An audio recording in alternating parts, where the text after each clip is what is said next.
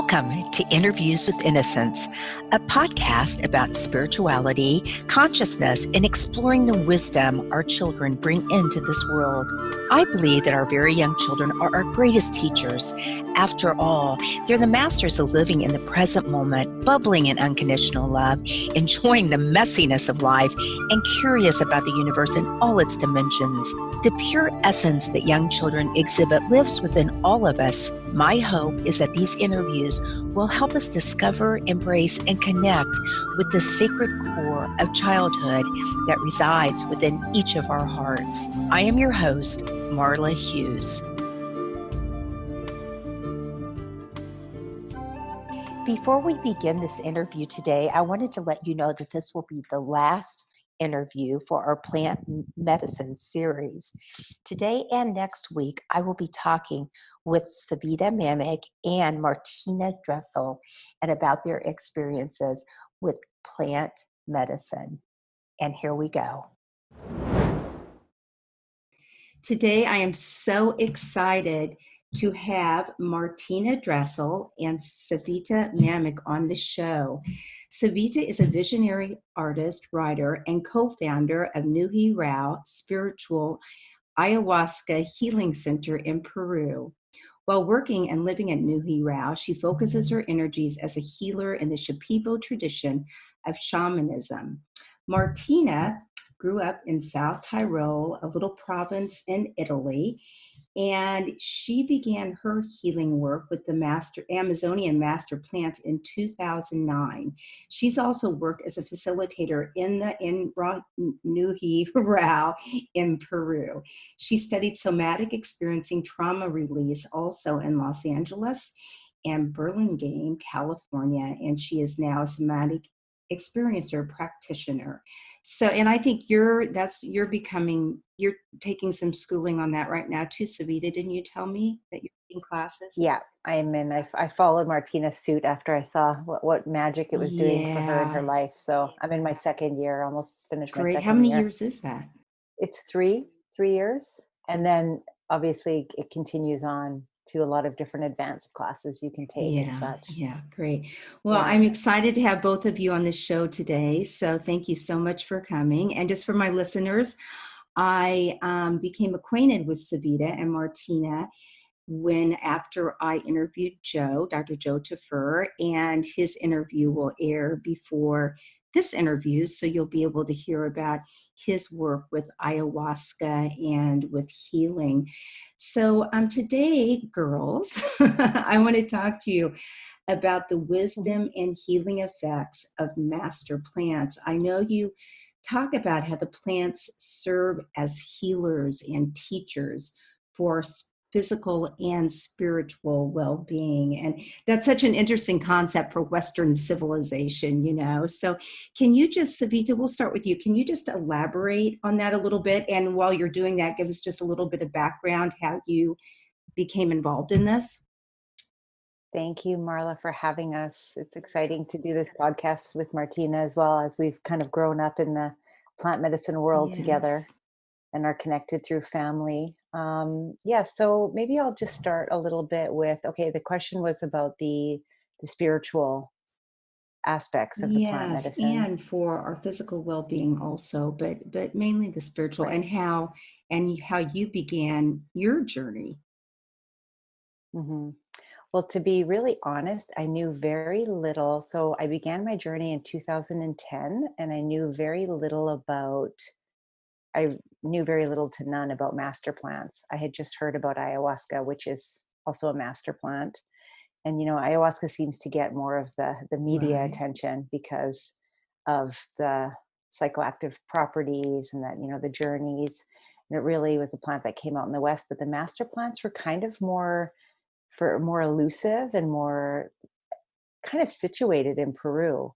And so I had wanted to look at certain patterns in my life that I was stuck in 2010. Had a lot of, I think, what is common symptoms that people have: migraine, headaches, digestive issues, these kind of things that were very much not really seen in Western medicine as a problem as I did the blood tests and stuff. Like, oh, you're fine, go home. It's like, well, if I'm fine, why do I feel so Right. unwell? And so then ayahuasca came on to into my world, and I actually sat in North America for the first time. And so I found that was a really nice transition. But after that, I ended up being called to the jungle for a 10-day extensive or intensive ayahuasca retreat with master plants. So this is when the master plants came on board. And when I went there, I still really was focusing on ayahuasca, and was given these, 2 plants to drink that a shaman, after he had diagnosed me of why I'd come, he'd said, okay, well, I'm giving you, Pino Blanco and Coca to take.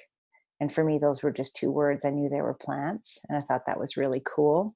But, every day showing up at 3 o'clock and drinking a glass of this Right. medicine of the plant, and really not understanding this connection and that they could actually heal me. And it was then, after a short period of time with ayahuasca and with the discussions I had from other people around the center, that actually the dreams I was having and the different kind of thoughts and feelings were actually from the plants that I was drinking by day. And so this took me a long time to wrap my head Right. around. And as we continue the podcast, we can talk more about the master plants. But that was really where the light went on, is, oh, these plants are actually helping me heal. And that was, physically, yes, but then, wow, emotionally, these plants are showing up in my dreams. I'm feeling really angry for no reason at all. I'm feeling really sad. What's happening? Exactly. And then that became this, really, the last 10 years of investigation and connection to these beautiful plant Wow. spirits. Like, who are So that you? when you say that it was the plants, are you talking about specifically the 2 plants that he gave you to drink, or are they kind of the prelude to then the ayahuasca experience, if you will? the, well, I think we talked before, and I mentioned this kind of diamond Right. shaped, so we're given, we have a shaman, which is really important part of the journey, the ceremony. And then we're given the ayahuasca to drink, but we're also connecting to the plants that the shaman has given us. And then there's ourselves. So it's like this kind of reciprocity and connection between all Right. 4. And so the ayahuasca really comes in as a way in which we can start connecting to and seeing our master Uh, plants, as the veil is lifted Interesting. more from like the seen to the unseen. And so they really work together. And I think over time, it was easier for me to separate each individual category. At the beginning, it was one big Right. shape. And then after, it's like, oh, this is the shaman song and what that helped me with. This is what the ayahuasca helped, the purging and the real sight and ceremony of old memories. And then these are the plants, this whispering voice by day, and then there's me, Wow. right? And so it just takes time to start differentiating each of these Yeah. aspects. At the beginning, like I said, one big Right. lump And sum, when you say you were right? called, what exactly do you mean? For me, the calling was how ayahuasca began to show up in my life, through invitations. And so I knew very little about psychedelic medicine at this point. I was actually more nervous about Mhm. taking a psychedelic plant. I like to have control. So my plant of choice at that time was Mhm. marijuana. And so this word ayahuasca started coming in. Someone, oh, have you had an ayahuasca ceremony? No, but you're the second person who said this. And I think one of the interesting parts was I went to the public library. So this is in 2008, I think, or 9. And I, had heard about ayahuasca twice. And I went and looked in the spiritual section of the library in Edmonton, Alberta. And I'm looking, and this red book pops out in it pops out at my attention, grabs my attention. And I look at the spine, and it had the word Oh my ayahuasca written. gosh. And I thought, man, out of this whole Exactly. wall. And so I took that book. So I started to be called in these ways. And then the last moment that I was called was very potent. And it was an actual invitation for a ceremony spot in North Mm, America that a friend of mine couldn't go to, and said, I really think this would be good wow. for you. And, I'd put it off for a number of years when I had heard about her because of the fear. And I thought, okay, this is now the 4th time that it's really coming strongly. So I am going to say yes. Yeah, that's kind of what happened to me. I experienced a ceremony in Costa Rica, and I felt very much like I was called in that manner to it. Just kept showing up, and then there was just this opportunity all of a sudden, and I just signed up. So it's kind of funny. Exactly. So Martina, what about you? How did you? I know we talked a little bit about it in your interview before, but just tell us a little bit about your journey and like your first time that you were introduced. Because when I went to ceremony, it was only ayahuasca. That's why I was so interested when I started talking to Joe, and I'm like, what are you talking about all these other plants, and that the shaman actually interviews you, and that's probably not a very good word, but and prescribes them to you. I just found that even so fascinating, just going to a really deeper level. So Martina, tell us a little bit about your experience. Yeah, so my experience was that I got introduced to ayahuasca by my Peruvian friend, Charo, who is a medicine woman from the Andes. So I traveled with her to the jungle, and also my experience was first only ayahuasca. I didn't know about the master plants by then. I knew that ayahuasca is kind of this queen master plant or mother master plant, but I didn't know there were so many of them. And my first experience in the jungle was without a master plant diet. I just drank ayahuasca twice or three times. So I didn't know about that. I knew the first time about master plant from my brother, because afterwards my brother went for healing. And I knew coca as a master plant because in the Andes they use it a lot, and I knew that it was a sacred leaf, and I had witnessed some coca work in the Andes, so I knew that that there is a spirit, but I didn't know that you can diet the master plants. And I heard that the first time from my brother, who stayed longer at the center as I did. And my first master plant diet was then in 2011, when I realized, when I came to Nihue Rao, who just like opened a month open. So then I had my first experience with the diet, and then I also noticed, you have to give something to receive. So you have to make your body comfortable, or like an invitational space that the master plant comes in and connects with you. And that's not so comfortable sometimes. So first, you have to do a purgative and to cleanse your stomach. And then that can be also already emotional because it's a plant combination.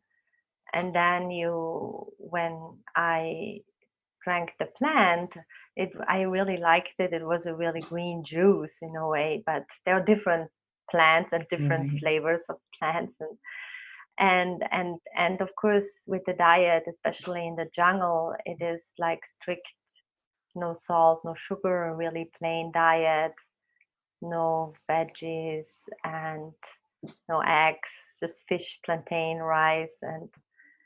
And it is also interesting because when emotions are coming up, or like struggles, we can always reach for food, or we can reach for something that gives us joy, even like just sometimes in a diet, even thinking of a carrot or of an egg can feel like, oh, that's but in that case, it's like you are with that, you stay with it, right? And you stay, and actually, and your ally is the plant. And as Cvita said, the plant is it works in so many different ways. Your dreams are kind of, well, what is that meaning, or what is that feeling? Oh, I forgot about that. Oh yeah, hey, I already worked through this, and I put it somewhere else. And then it goes in, I think the master plant has this ability to go into layers, like you go deep, but also it waits till you open up and give the possibility. It's like that collaboration that should happen. And if you ask and say, like, show me what blocks me, show me what why I feel sad, why I feel angry, or show me how I can release it, then the plant is collaborating with you. Sometimes it's not easy to understand it and to stay with that emotion, but then you have also the ceremonies where you can work through it, and where also with the songs they move the energy, and then they move that layer, and then maybe something else comes up. Are you just astonished So looking back to before, both of you looking back before you went down this journey, just how much this has transformed both of you, or helped both of you? Is it just still kind of mind-blowing for you? For me, yes. Yeah, it is, especially when, when you ask now how everything started, it comes up like an emotion, because I remember how I struggled before. And that doesn't mean, that life is not challenging after healing or during a healing or in general, but it's just like you have more capacity or more allies to cope with everything that presents you in life, like the challenges. But then you also realize, oh wow, because you go deep and you kind of, I actually, when I drank first time ayahuasca, I realized, oh, my life makes sense. I didn't understand my life before. I didn't understand why I feel so lost. I didn't understand why I feel so sad and why I was struggling so much. But then also all these pieces are coming together, and then you understand, like, and a deeper understanding is so much helpful, so helpful in the healing too. And then for me, it was kind of very special and beautiful to be accompanied by that in that journey by Cvita and my brother. They got married, and so we had that, and by our friend Joe, to have like this journey together, to kind of share this experience. So so that is very, very special. Like when you feel like, yeah, we were looking back, it's like, oh wow, how did that happen? And this is something that you would not you cannot plan that. And the healing, you cannot plan the healing. It like reveals itself on the way you go, and it's you can just like be with the process and follow your own it's process. Almost like a person just has to dive in. I mean, be called and they will know, and kind of dive into this. Yeah. So Cvita, I know you say, first of all, what is a master plant, and how do they heal us? Big question. Well, and I could short. All in 2 sentences. Yes. I think I have to just comment on that going back, because that's a big part of it. When I think back about when I started, and that's why it's so it was so refreshing to work at Nihue Rao for all of those years, was being able to witness. Sometimes you don't witness your own journey because your witness isn't on board. You're just in it. Like Martina said, it's just happening. And so over the years, to actually witness, now even in my 10th year with the medicine, to witness people really first starting, and like, what is a master plant? What is this thing that I'm drinking, right? And realizing that's where I was. And now with the plants and the kind of the lifestyle and the commitment that we put towards building these relationships to these plants, it's now second nature to me. Like, I can't imagine not knowing the things that I know, and I think it's so different from reading it in a textbook than actually experiencing it, because those plants the experiences are really part of my cellular makeup right now. And so where did that old self end? And I mean, there is never an ending of old self to new self. It kind of all started melding together, Right. right? It's almost like all the petals on the flower make Right. the flower. Right. And so like all these parts, right? And so then with the master plants, when you ask like, what are they and how do they heal? On a simplistic level, I mean, master plants are used in pharmacology all the time, right? The willow tree is used as aspirin. And so if we look at like the medicinal qualities on a physical level, you can ask a shaman in Peru, let's say, well, what are the master plants? And they could say, well, ahosacha will help you with healing your digestion, or ubos and abuta would be for women with menstrual Right. problems. So they can really go on like that level of this is what it can physically help with, right? And then there's that level with the plants. And once we're actually connected to a plant through the lineage, which is kind of an interesting process. We talk about the master plants and like, oh, they're healing, but there's a ritual and a ceremony that takes place for us to then meet the master Mm. plants. You know, I can drink a hosacha in a cup at home while I'm eating, you know, fried eggs and doing all the things. And maybe it will help my digestion Right. for sure. Or I can take it in this kind of ceremonial, ancestrally connected way of the diet. Like Martina explained, a shaman is connecting you to a spirit, which is, you know, a hosacha helps with digestion, but it's also this beautiful spirit that, you know, will come to you in dreams and sing music to you or show you their pharmacy. Like they, you know, the shaman say, wow, a master plant, like you have butterflies in this world, they have their own butterflies. They have the universities, they have the pharmacies.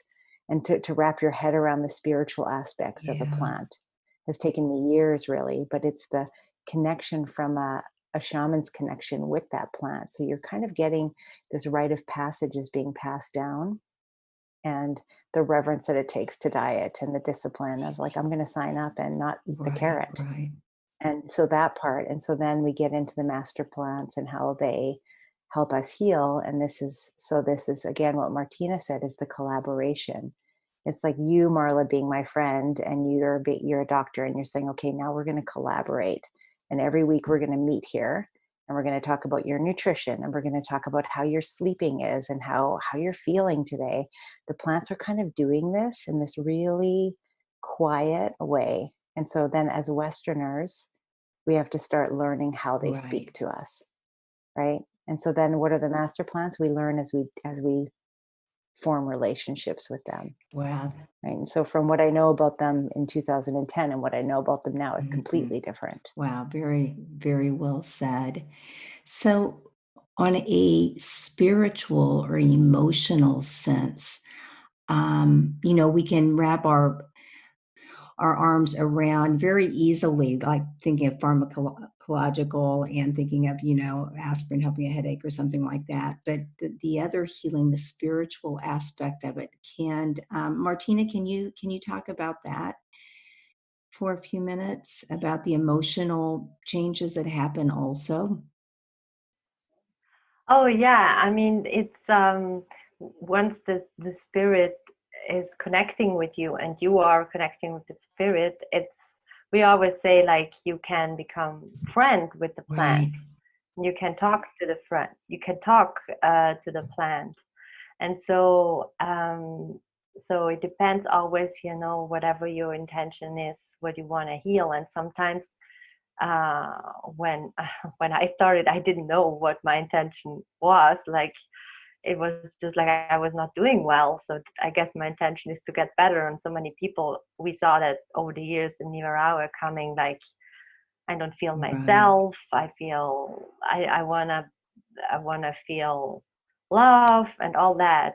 But actually, the the the the possibility that we have with the spirit of the plant is that the spirit shows us the cause why we are disconnected from all of this, and that might be also that might be external energies, that might be traumas that we don't remember, traumas that we remember but we remove them, and we're all too overwhelmed to tap into. Might be other experiences that are really stuck in our body and our system, and that is the uncomfortable part, that the plants are kind of pointing out, oh, look at this. And sometimes we have that so many people say, oh, I feel bad and ayahuasca doesn't like me, and I felt that too. It's not like, okay, this is not for me. So did I. It's great, but not for me. And then I always remember how Ricardo then said, our master said, this is not ayahuasca, these are your problems. Exactly. Like, that make you feel sick, right? So that is what the plant is looking, it's like pointing like a flashlight onto that, right? And then it makes that hidden visible. And once that it wants to come out, that's not really comfortable. But then also they help you to get in touch with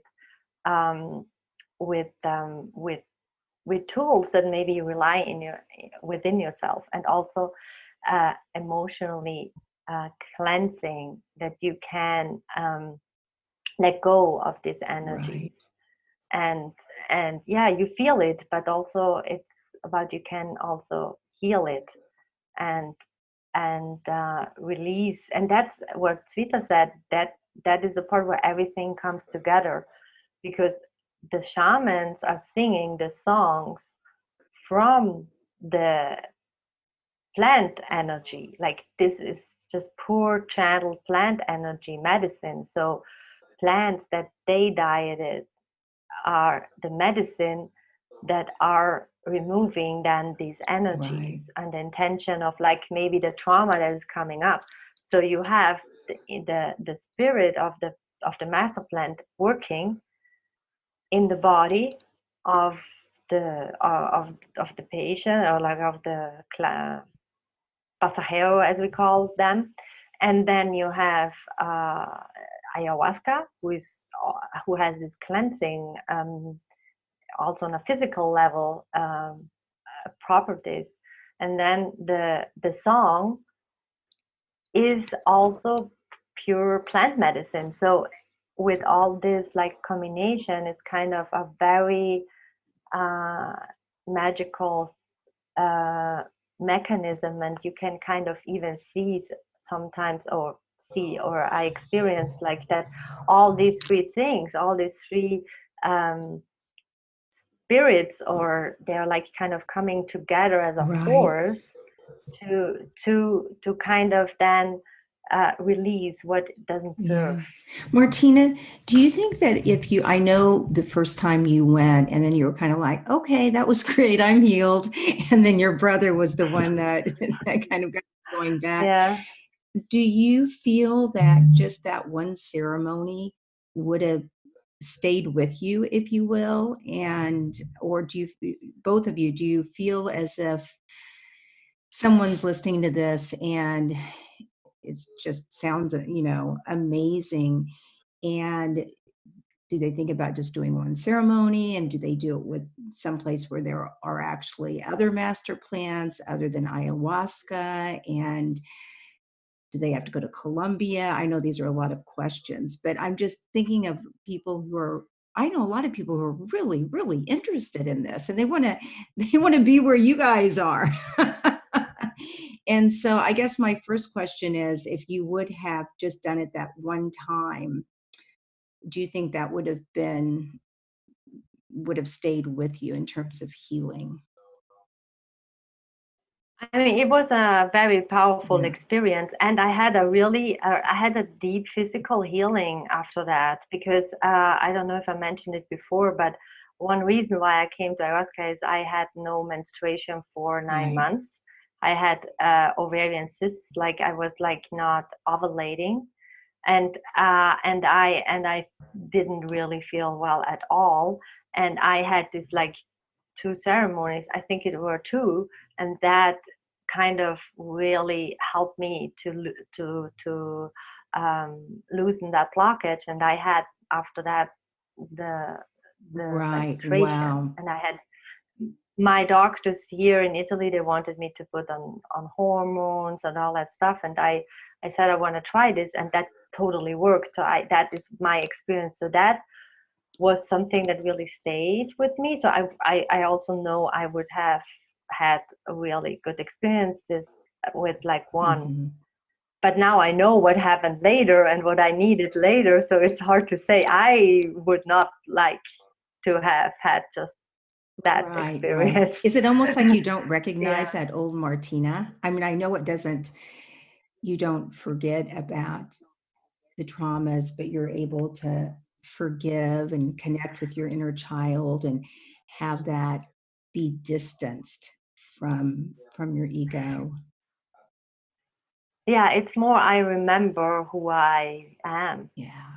Who your like source. I think like you come back to yourself, to the one soul that you have always been or always supposed to be.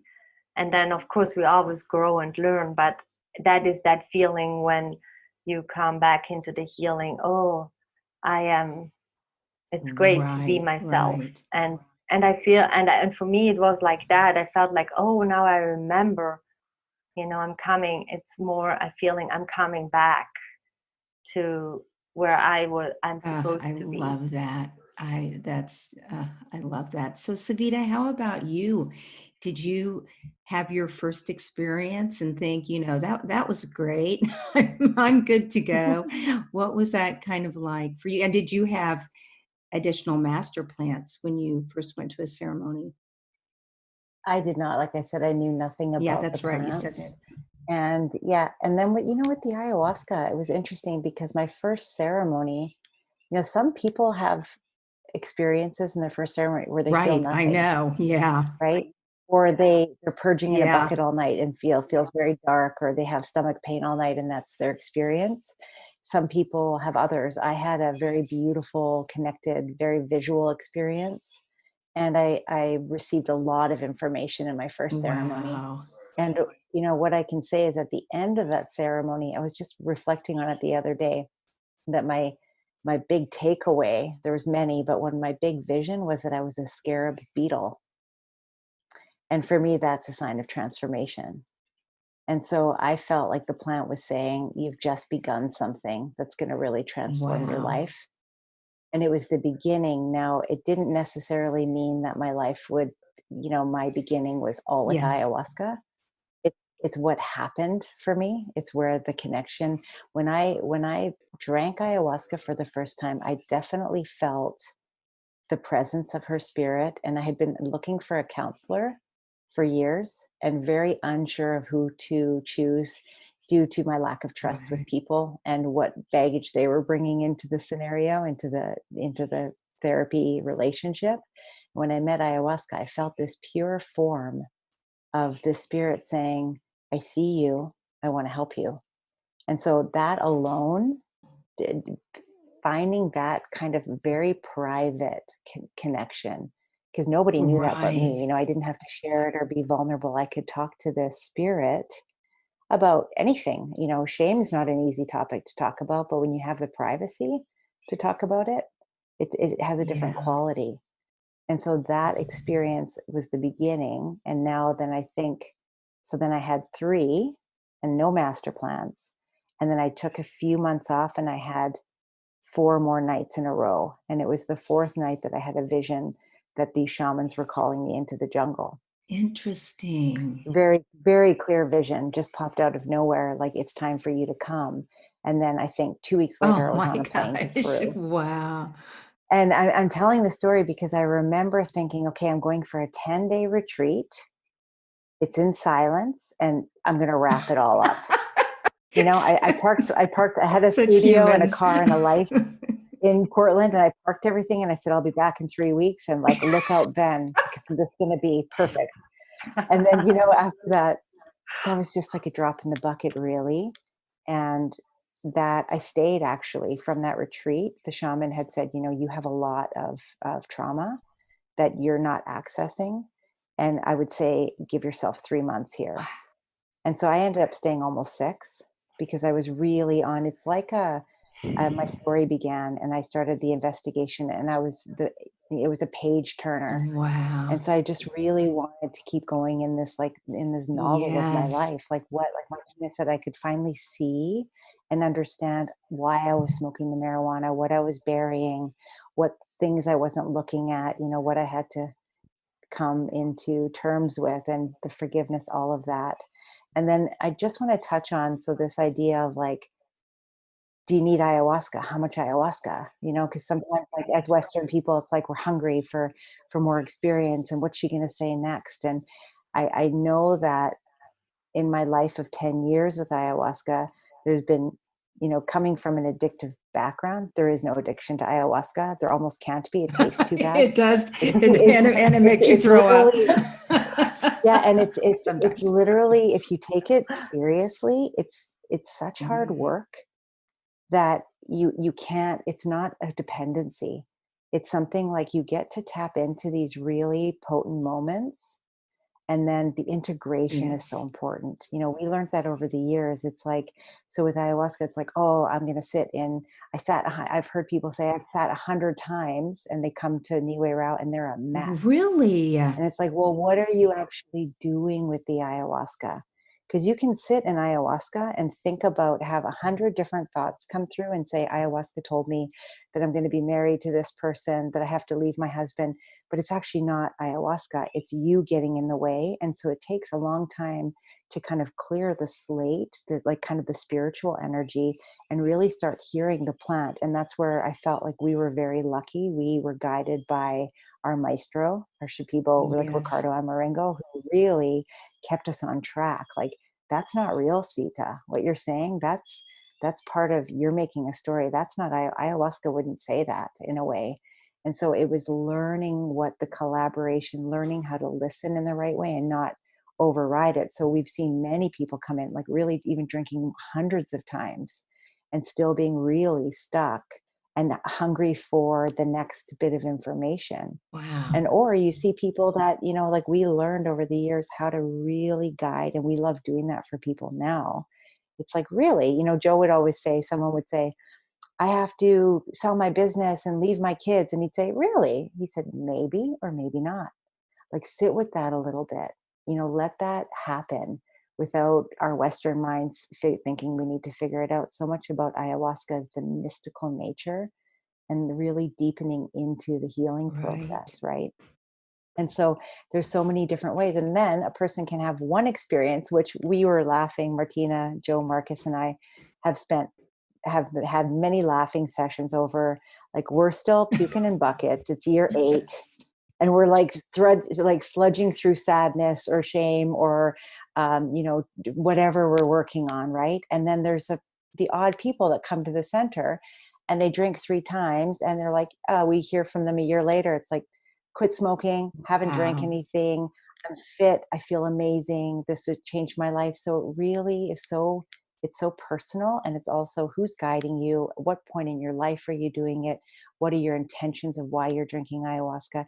Ayahuasca isn't this plant that's going to come in and say, like Martina said, it's a collaboration. Right. You can offend this plant. You can really offend the plant. And you can override the plant with your ego. And so it's like when to push and when to pull, when to listen, when to ask for advice from the elders. There's so many complicated little parts to navigating ayahuasca. And that's the same with the master plants. I mean, we have learned over years from Ricardo, you know, what is right and what this energy means and how much he's reined us back in to really teach us these proper ways. And so when Western people kind of get the ayahuasca, sometimes they'll drink, you know, a handful of times and want to be a shaman and say, I know everything. And, you know, at 10 years, Ricardo says, you guys know nothing yet, right? Like, you really know, and you know more than the people who are starting, but you're a tiny little grain of sand in this big spiritual world, in this bucket of ayahuasca, right? And so it's kind of, these are complicated questions because there are so many facets. different Yeah. answers. Well, it's fascinating. I remember when I first interviewed Martina, and I said, how did you keep going back? Because my experience the first couple of days, it was one of the hardest things I've ever done, in my life. I was just, it's the one thing about ayahuasca that I loved, though. It just breaks you open. You're so vulnerable, and you're so, and it did get better after that, but to stay for 6 months and know that you're going to continue to, do those things, the healing must be profound. Well, and the hunger for the healing. Right? When you're doing it. I think, Martina, I have to interject. I hope you don't mind this story. When you first drank, you had a really hard night, and you called Marcus and said, I just drank this plant in the Amazon. I'm never going to do it again, but I think you should come. I think it's going to be good for you. That was the moment, Mala, when I said, I'm healed. Exactly. So true. Like, I am never doing this again. But then you get home and you I think there's more. I think there's more. I think this is a great time to wrap it up, but Cvita and Martina will be back with us next week to share some more wonderful information about their personal experiences and working as facilitators in Peru. Thank you so much for listening in. Thank you so much for listening in today. If you want to learn more about the show, you can find us at interviewswithinnocence.com and on Facebook or Instagram at Interviews with Innocence. Please write me a message, tell me what you liked, and let me know what else you would like to hear. I would love to hear from you. And if you liked what you heard, please leave us an iTunes rating and review. It helps other listeners find the show. Thank you.